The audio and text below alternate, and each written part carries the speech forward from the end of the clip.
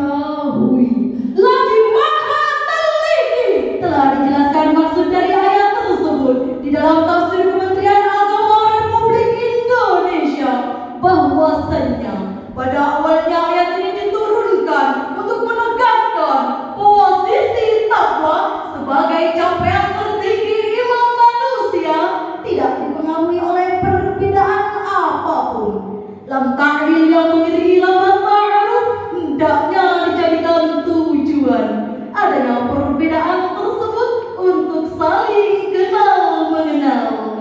Profesor Dr. Muhammad Quraisyah di dalam tafsir Al-Misbah menjelaskan lafaz lita'arafu, yakni berita dari Allah Subhanahu wa Ta'ala kepada umat manusia untuk saling kenal mengenal. Di antara berbagai macam perbedaan, dengan saling kenal mengenal terbukalah peluang untuk saling memberikan kemanfaatan. Para ahli kebangsaan telah menjelaskan untuk membentuk suatu negara kesatuan Republik Indonesia perlu didasari akan rasa persaudaraan dan menjaga toleransi. Persaudaraan yang di dalam bahasa Arab diterjemahkan ukhuwah, terdapat 3 model ukhuwah yang sangat terkenal, yakni ukhuwah Islamiyah, ukhuwah Wataniyah, dan ukhuwah Insaniyah. Ukhuwah yang pertama adalah ukhuwah Islamiyah. 3 sikap yang harus diterapkan untuk membangun ukhuwah Islamiyah adalah saling tolong-menolong, toleransi, dan ta'awun, saling menjaga hingga menjelang rasa aman. Ukhuwah yang kedua adalah ukhuwah wataniyah. 3 sikap dan sifat yang harus dibangun untuk menjaga ukhuwah wataniyah adalah akomodasi, sikap saling pengertian. Sikap yang kedua adalah selektif, sikap memilih dan memilah mana keputusan yang paling memberikan kemaslahatan. Sikap yang ketiga adalah integrasi, sikap saling keterbukaan untuk menerima inspirasi dan aspirasi dari berbagai macam golongan yang berbeda.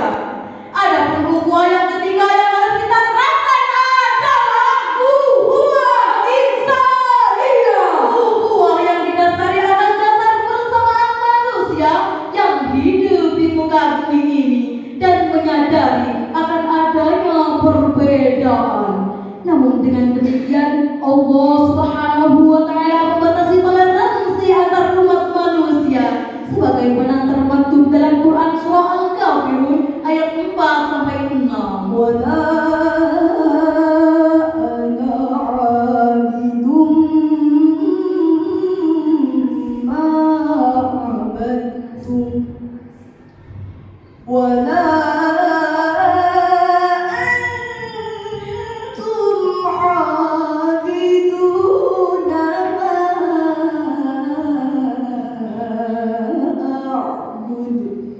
lakum dinukum waliyadin.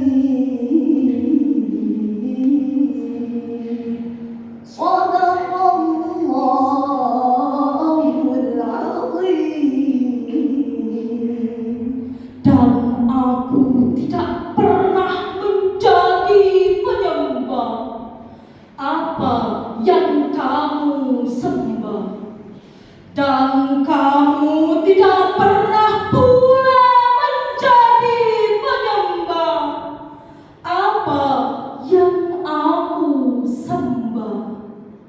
Untuk mulah agamamu dan untuk mulah agamaku. Maha benar Allah